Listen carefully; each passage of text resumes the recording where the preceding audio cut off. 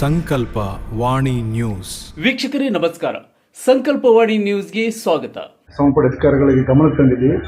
ಅದರ ಜೊತೆಗೆ ಹಿರಿಯರ ಜೊತೆ ಚರ್ಚೆ ಮಾಡಿರೋದ್ರಿಂದ ಈಗ ಮಾನವಿ ನಾಗರಿಕರ ಹಿತರಕ್ಷಣಾ ವೇದಿಕೆ ಅಂತ ಮಾಡಿಕೊಂಡು ಈ ಚಳವಳಿ ಮುಂದುವರಿಸ್ತಾ ಇದ್ದೀವಿ. ಹಾಗಾಗಿ ನಮ್ಮದೇನು ವೈಯಕ್ತಿಕ ಸಂಘಟನೆ ಮಾಡಿದ್ದೀವಿ, ಆ ಹೋರಾಟ ಅಲ್ಲಿಗೆ ಸ್ಥಗಿತಗೊಳಿಸ್ತೀವಿ. ಈ ಒಂದು ಹಿರಿಯರ ನಾಗರಿಕರ ವೇದಿಕೆ ಅನ್ನೋದಲ್ಲ, ಆ ವೇದಿಕೆಯ ನೇತೃತ್ವದಲ್ಲಿ ನಮ್ಮ ಹೋರಾಟವನ್ನು ಮುಂದುವರಿಸ್ತೀವಿ ಅಂತಕ್ಕಂಥದ್ದನ್ನು ಈ ಪತ್ರಿಕಾಗೋಷ್ಠಿ ಮುಖಾಂತರ ಹೇಳಕ್ಕೆ ಇಷ್ಟಪಡ್ತಾ ಇದ್ದೀವಿ. ಅದರ ಜೊತೆಗೆ ಆಗಲೇ ನಿನ್ನೆ ಪಕ್ಷಾತೀತವಾಗಿ ಕಾಂಗ್ರೆಸ್, BJP, JDS ಮತ್ತು ಎಲ್ಲ ಸಂಘಟನೆ ಮುಖಂಡರುಗಳ ಹಿರಿಯರ ನೇತೃತ್ವದಲ್ಲಿ ಪೂರ್ವಭಾವಿ ಸಭೆ ಮಾಡಿ ನಾಳೆ ಮುಂದಿನ 29 ತಾರೀಕಿಗೆ ಮಾನವಿ ಬಂಧು ಹೋರಾಟಕ್ಕೆ ಕರೆ ಕೊಡಲಾಗಿದೆ. ಆದ್ದರಿಂದ ಇಲ್ಲಿ ಯಾವುದೇ ಪಕ್ಷದ ಹೆಸರನ್ನು ಹೇಳಲಾರ್ದೆ ಪಕ್ಷಾತೀತವಾಗಿ ಯಾವುದೇ ಸಂಘಟನೆನ ಬದಿಗೊತ್ತಿ, ನಮ್ಮ ವೈಯಕ್ತಿಕ ಎಲ್ಲ ಸಂಘಟನೆಗಳನ್ನು ಬದಿಗೊತ್ತಿ, ಈ ನಮ್ಮ ರಾಜ್ಯ ಹೆದ್ದಾರಿ ತಿರುಗಾಡ್ತಕ್ಕಂಥ ಅಣ್ಣ ಹೇಳ್ದಂಗೆ ಇಡೀ ರಾಜ್ಯ ಜನ ಇದು ರಾಜ್ಯ ಹೆದ್ದಾರಿ ಆಗಿರೋದ್ರಿಂದ ಜನತೆ ಸುರಕ್ಷತೆ ದೃಷ್ಟಿಯಿಂದ, ಮಾನವಿ ಪಟ್ಟಣದ ಜನತೆ ಹಿತ ದೃಷ್ಟಿಯಿಂದ ಏನು ಅವೈಜ್ಞಾನಿಕ ನಿರ್ಮಾಣ ಆಗತಕ್ಕಂಥ ರಾಜ್ಯ ಹೆದ್ದಾರಿ ಕಾಮಗಾರಿಯನ್ನು ದಯವಿಟ್ಟು ಅಧಿಕಾರಿಗಳು ಸ್ಥಗಿತಗೊಳಿಸಬೇಕು. ಏನು ವೈಜ್ಞಾನಿಕವಾಗಿ ಏನು DPR ಪ್ರಕಾರ ಕೆಲಸ ಮಾಡಿ, ಬಟ್ ಇನ್ನೇನಾದರೂ ಬದಲಾವಣೆ ಮಾಡ್ತಾರೆ ಅನ್ನೋದಾದರೆ ಬದಲಾವಣೆ ಮಾಡಿಕೊಂಡು ನಮ್ಮ ಜೊತೆಗೆ ಅಗ್ರಿಮೆಂಟ್ ಮಾಡಿಕೊಳ್ಳೋಂಥ ಆದೇಶ ಮಾಡಿದಾಗ ಈ DPR ಪ್ರಕಾರ ಇದನ್ನು ಅಗ್ರಿಮೆಂಟ್ ಮಾಡಿಕೊಳ್ತಾರೆ. ಇದು ಅಗ್ರಿಮೆಂಟ್ KRDCL ವ್ಯವಸ್ಥಾಪಕರ MD ಜೊತೆ ಮತ್ತು ಗುತ್ತಿಗೆದಾರ ಜೊತೆ ಅಗ್ರಿಮೆಂಟ್ ಮಾಡ್ಕೊತಾರೆ. ಈ ಅಗ್ರಿಮೆಂಟ್ ಆಧಾರದ ಮೇಲೆ ವರ್ಕನ್ನು ಕಾಮಗಾರಿನ ಪ್ರಾರಂಭ ಮಾಡಬೇಕು. ಈ ಅಗ್ರಿಮೆಂಟ್ ಆಧಾರದ ಮೇಲೆ ಇಲ್ಲಿ ಡಿಸೈನ್ ಮಾಡ್ತಾರೆ. ನಾವು ಎಲ್ಲೆಲ್ಲಿ ಯಾವ ರೀತಿ ಡಿಸೈನ್ ಮಾಡ್ತೇವೆ, ರಸ್ತೆ ಯಾವ ರೀತಿಯಾಗಿ ಮಾಡ್ತೇವೆ, ಡ್ರೈನೇಜ್ ಯಾವ ರೀತಿಯಾಗಿ ಮಾಡ್ತೇವೆ, ವೃತ್ತಗಳಲ್ಲಿ ಯಾವ ರೀತಿ ವೃತ್ತ ನಿರ್ಮಾಣ ಮಾಡ್ತೇವೆ ಅಂಥೇಳಿ ಇದರೆಲ್ಲ ಸಂಪೂರ್ಣವಾಗಿರ್ತಕ್ಕಂಥ ಮಾಹಿತಿ ಇರುತ್ತೆ. ಇವೆಲ್ಲವನ್ನು ಗಾಳಿಗೆ ಎಷ್ಟು ಬೇಗ ಮುಗಿಸ್ತೀವಿ. ಇಲ್ಲಿ ಅಧಿಕಾರರ ದುರುದ್ದೇಶ ಏನಂತಂದರೆ, ಇಲ್ಲಿರ್ತಕ್ಕಂಥ ಜಿಲ್ಲಾಡಳಿತ ಅಧಿಕಾರಿಗಳ ದುರುದ್ದೇಶ ಏನಂತಂದರೆ, ಇಲ್ಲಿ ಜನಪ್ರತಿನಿಧಿಗಳು ಶಾಮೀಲಿ ಆಗಿದ್ರೆ ಅದನ್ನು ಪರಿಶೀಲನೆ ಮುಂದೆ ತನಿಖೆ ಮಾಡೋಕೆ ಗೊತ್ತಾಗುತ್ತೆ. ಇದರ ಅವಧಿ 3 ವರ್ಷ, ಈ ಕಾಮಗಾರಿ ಅವಧಿ 3 ವರ್ಷ. ಇನ್ನವರಿಗೆ 1 ವರ್ಷ ಟೈಮ್ ಇದೆ ಈ ಕಾಮಗಾರಿ ಮುಗಿಸ್ಬೇಕಂತಂದರೆ. ಇನ್ನೂ 1 ವರ್ಷ ಇರುವುದರೊಳಗಾಗಿ ಈ ಕಾಮಗಾರಿಯನ್ನು ಮುಗಿಸಿದರೆ ಸರ್ಕಾರ ಕಡೆಯಿಂದ ಅವರಿಗೆ ಅವಾರ್ಡ್ ಬರುತ್ತೆ. ಅವಧಿಯೊಳಗೆ ಮುಗಿಸಿದ್ರಂತ ಅನ್ನೋದಕ್ಕೋಸ್ಕರ ಅವರಿಗೆ ವಿಶೇಷವಾಗಿರ್ತಕ್ಕಂಥ ಅವಾರ್ಡ್ ಬರುತ್ತೆ, ಬಹುಮಾನ ಬರುತ್ತೆ, ದುಡ್ಡು ಬರುತ್ತೆ. ಆ ಕಾರಣಕ್ಕೋಸ್ಕರ ಅವಾರ್ಡ್ ಪಡಬೇಕು ಅನ್ನೋದಕ್ಕೋಸ್ಕರ ಎರ್ರಾಬಿರ್ರಿ ತರಾತುರಿಯಲ್ಲಿ ಕಾಮಗಾರಿಯನ್ನು ಮಾಡ್ತಾ ಇದ್ದಾರೆ. ಒಂದು. ಎರಡನೇದಾಗಿ ಇದೇನು ಯಾವ ಗುತ್ತಿಗೆದಾರ ತಮ್ಮ ಮನೆಯಿಂದ ಕೆಲಸ ಮಾಡ್ತಾ ಇಲ್ಲ. ಇದು 1600 ಕೋಟಿ ವೆಚ್ಚ ಇರತಕ್ಕಂಥ ಕಾಮಗಾರಿ. 1600 ಕೋಟಿ ವೆಚ್ಚ ಇರತಕ್ಕಂಥ ಕಾಮಗಾರಿ ಯಾರು ಮನೆಯಿಂದ ತಂದು ಆಗ್ತಾ ಇಲ್ಲ, ಪ್ರತಿಯೊಬ್ಬರ ಸರ್ಕಾರ ತೆರಿಗೆಯಿಂದ. ಮತ್ತು ನಿಮಗೆ ನಾನು ಹೇಳ್ತೀನಿ ಮುಂದಿನ ದಿನಗಳಲ್ಲಿ ಏನಾಗುತ್ತಂದರೆ, ಈ 1600 ಕೋಟಿಯಲ್ಲಿ ಇದು HM ಪ್ರಾಜೆಕ್ಟ್ ಅಂತಾರೆ. ಯಾಕಂದ್ರೆ ಸ್ವಲ್ಪ ಮಾಹಿತಿ ಕೊಡ್ತಾ ಇದ್ದು ಜನರಿಗೆ ಗೊತ್ತಾಗಬೇಕಿದು. HM ಪ್ರಾಜೆಕ್ಟ್ ಅಂದ್ರಿಗಿನ ಸರ್ಕಾರ ಮತ್ತು ಖಾಸಗಿ ಈ ಸಹಭಾಗಿತ್ವರ್ತಕ್ಕಂಥ ಆ ಯೋಜನೆಗೆ HM ಪ್ರಾಜೆಕ್ಟ್ ಅಂತಾರೆ, ಹ್ಯಾಮ್ ಪ್ರಾಜೆಕ್ಟ್ ಅಂತಾರೆ. ಅಂದರೆ ಸರ್ಕಾರ 40% ಕೊಡುತ್ತೆ, ಅವ್ರು ಖಾಸಗಿ ಅವರು 60% ಹಾಕಿಕೊಳ್ಬೇಕು ದುಡ್ಡನ್ನು. ಈ ರೀತಿಯಾಗಿ 1600 ಕೋಟಿ ಅವರಿಗೆ ನಿಗದಿ ಆಗಿರುತ್ತೆ. ಇವರಿಗೆ ತಕ್ಷಣವೇ ವರ್ಕ್ ಪ್ರಾರಂಭ ಮಾಡಿದ ಮೇಲೆ ಹಂತ ಹಂತವಾಗಿ 400 ಕೋಟಿಯನ್ನು ಬಿಡುಗಡೆ ಮಾಡ್ತಾರೆ ಸರ್ಕಾರ. ಬಿಡುಗಡೆ ಮಾಡಿದ ನಂತರ ಇವರು ಎಷ್ಟು ಖರ್ಚು ಮಾಡಿಕೊಂಡಿದ್ದಾರೆ, 10 ವರ್ಷ ಆದ ನಂತರ ಅವರಿಗೆ 3000 ಕೋಟಿ ರೂಪಾಯಿ ಕೊಡುತ್ತೆ ಸರ್ಕಾರ. ಬಡ್ಡಿ ಹಾಕಿ 3000 ಕೋಟಿ ಕೊಡ್ತಾರೆ. ಆ 3000 ಕೋಟಿ ಹೆಂಗೆ ಕೊಡ್ತಾರೆ?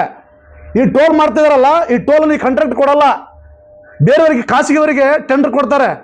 ಅಲ್ಲಿ ನಮ್ಮಿಂದ ಟೋಲ್ ಸಂಗ್ರಹ ಆಗ್ತಲ್ಲ, ಆ ಅಮೌಂಟನ್ನು ವರ್ಷಕ್ಕೆ 110 ಕೋಟಿ ಲೆಕ್ಕ ಹಾಕಿ ವರ್ಷ ಈ ಗುತ್ತಿಗೆದಾರರಿಗೆ ದುಡ್ಡು ಕೊಡ್ತಾರೆ. ಇವ್ರು ಯಾರು ಪುಕ್ಷಟೆ ಮಾಡ್ತಾ ಇಲ್ಲ. ನಮ್ಮ ಸಾರ್ವಜನಿಕರ ನಮ್ಮ ದುಡ್ಡನ್ನು ತಗೊಂಡು ಮತ್ತೆ ಗುತ್ತಿಗೆದಾರ ಕೊಡ್ತಾರೆ. ಅಂಥ ಸಂದರ್ಭದಲ್ಲಿ ನಮ್ಮ ದುಡ್ಡು ತಗೊಂಡು, ಸರ್ಕಾರ ದುಡ್ಡು ತಗೊಂಡು ಈ ಗುತ್ತಿಗೆದಾರರು ಎರ್ರಾಬಿರ್ರಿ ಕಾಮಗಾರಿ ಮಾಡ್ತಿದ್ದಾರೆ. ಒಂದು ಇಲ್ಲಿದೆ, ಡಿಸೈನಲ್ಲಿದೆ 6 ವೇ ಅಂತಿದೆ, 6 ವೇ ಅಂತ ಮಾಡಬೇಕು. 6 ವೇಯಲ್ಲಿ ಫುಟ್ಪಾತ್ ಬರುತ್ತೆ, ಪಾದಚಾರಿ ಬರುತ್ತೆ, ಮಧ್ಯ ಡಿವೈಡರ್ ಬರುತ್ತೆ, ಎಲ್ಲ ಬರುತ್ತೆ. ಅಂದಾಜು ಪಟ್ಟ ಇದ್ರ ಪ್ರಕಾರ ಮಾಡಲೇಬೇಕು. ಇದ್ರ ಪ್ರಕಾರ ಈ ಡಿಸೈನ್ ತಮ್ಮ ಡಿಸೈನ್ ಅಲ್ಲ, ಗುತ್ತಿಗೆದಾರ ಡಿಸೈನ್ ಅಲ್ಲ, ಈ ಡಿಸೈನ್ ಪ್ರಕಾರ ಮಾಡಬೇಕು. ಇದ್ರಲ್ಲಿ ಅಗ್ರಿಮೆಂಟಲ್ಲಿ ಮಾಡ್ಕೋತಾರೆ. ಡ್ರೈನೇಜ್ ಬಗ್ಗೆ ಅಣ್ಣವ್ರು ಹೇಳಿದ್ರು, ಭಾಳ ಹೇಳಿದ್ರು. ಇದರಲ್ಲಿ ಇದೆ ಡ್ರೈನೇಜ್ ಬಗ್ಗೆ ಯಾವ ರೀತಿ ಡ್ರೈನೇಜ್ ಅಂತ. ಡ್ರೈನೇಜ್ ಬರೀ ಅವ್ರು ಹೇಳ್ತಾರೆ, ಯಾರಾದರೂ ಪಬ್ಲಿಕ್ ಕೇಳಕ್ಕೆ ಹೋದರೆ ಇದು ಡ್ರೈನೇಜ್ ಅಲ್ರಿ, ಇದು ಮಳೆ ನೀರು ತೆಗೆದುಕೊಂಡು ಹೋಗಿ ಮಾತ್ರ ಮಾಡ್ತಾ ಇದೀವಿ ಅಂತ ಹೇಳ್ತಾರೆ. ಇಲ್ಲಿ ಅಗ್ರಿಮೆಂಟಲ್ಲಿ ಹೇಳ್ತಾರೆ, ಲಾಸ್ಟ್ ಪ್ಯಾರ ಓದ್ತೀನಿ. Project highway including cross roads shall be provided as per as site design requirement as per a schedule the proposed location of the drain come footpath as A under. ಅಂದರೆ ಪಾದಚಾರಿ ಮತ್ತು drainage ಎರಡು ಅಂತ ಅದರಲ್ಲಿ ಅಗ್ರಿಮೆಂಟಲ್ಲಿದೆ. ಯಾರಾದರೂ ಸಾರ್ವಜನಿಕರು objection ಮಾಡೋಕೆ ಹೋದಾಗ ಇದು ಡ್ರೈನೇಜ್ ಅಲ್ರಿ, ಇದು ಬರೀ ರೋಡ್ ಇರೋ ಹೋಗಂತೇಳಿ ಅಬ್ಜೆಕ್ಷನ್ ಮಾಡಿ ಸಂಬಂಧಪಟ್ಟ ಅಧಿಕಾರಿಗಳಿಗೆ ಫೋಟೋ ಹಾಕ್ತಾರೆ, ಕರೆಸ್ತಾರೆ, ದೌರ್ಜನ್ಯ ಮಾಡ್ತಾರೆ, ರೋಡ್ ಕಾಮಗಾರಿ ಮಾಡ್ಕೊಂಡು ಹೋಗ್ತಾರೆ. ಮತ್ತು ಈ ಫುಟ್ಪಾತ್ ಮೇಲೆ, ಫುಟ್ಪಾತ್ ಇದು ಡ್ರೈನೇಜ್ ಅಷ್ಟೇ ಅಲ್ಲ, ಅದ್ರ ಮೇಲೆ ಕಾಂಕ್ರೀಟ್ ಹಾಕ್ಬೇಕು. ಅದನ್ನು ಅವ್ರು ಎಷ್ಟು ಮೋಸ್ಟ್ಲಿ ಎನ್ಗೇಜ್ಮೆಂಟಿಗೆ 7 mm 6 mm ರಾಡ್ ಹಾಕಿಸಿ ಇದು ಮಾಡ್ತಾ ಇದ್ದಾರೆ. ಬಟ್ ಇದು ಕಾಂಕ್ರೀಟ್ ಹಾಕ್ಬೇಕು. ಕಾಂಕ್ರೀಟ್ ನಿಯಮಗಳೇನಿದಾವೆ ಇದೆಲ್ಲ ಡೀಟೇಲ್ ಬರೆದಿದ್ದಾರೆ. ಯಾರು ಕಿವಿ ಹೋಗಿರ್ತಿದ್ದಾರೆ ಅಧಿಕಾರಿಗಳು. ಇದು ನಂತರದಲ್ಲಿ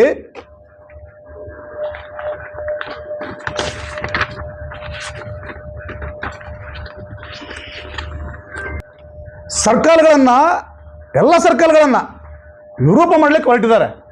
ಇಲ್ಲಿ ರಾಜ್ಯೇತರ ಹೊಂದಿಕೊಂಡಂತೆ ನಮ್ಮ KDB ಎಲ್ಲಿಂದ ಲೋಯರ್ ಸೈಲ್ ಸ್ಟಾರ್ಟ್ ಆದಮೇಲೆ ಅಲ್ಲಿ ಮೇಜರ್ ಶಾನುಕ ಸರ್ಕಲ್ ಇದೆ, ಬಾಬಾ ಸಾಹೇಬ್ರ ಸರ್ಕಲ್ ಇದೆ, ಬಸವೇಶ್ವರ ಚೌಕ್ ಇದೆ, ವಾಲ್ಮೀಕಿ ಸರ್ಕಲ್ ಇದೆ, ಎಲ್ಲ ಸರ್ಕಲ್, ಮಹಾತ್ಮ ಗಾಂಧಿ ಸರ್ಕಲ್ ಇದ್ದಾವೆ. ಅವು ಯಾರಿಗೂ ಕಾಳಜಿ ಮಾಡ್ತಾ ಇಲ್ಲ. ಸಂಪೂರ್ಣ ಡಿಸೈನ್ ಇದ್ದಾವೆ ಯಾವ ರೀತಿಯಾಗಿ ಮಾಡ್ಬೇಕಂತಕ್ಕಂಥದ್ದನ್ನು. ಇದು ಉದಾಹರಣೆ ಅಂಬೇಡ್ಕರ್ ಸರ್ಕಲ್ ಡಿಸೈನ್. ಇದು ಈ ರೀತಿಯಾಗಿ ಮಾಡಬೇಕು. ಪ್ರತಿಯೊಂದಕ್ಕೂ ಡಿಸೈನ್ ಕೊಟ್ಟಿದ್ದಾರೆ.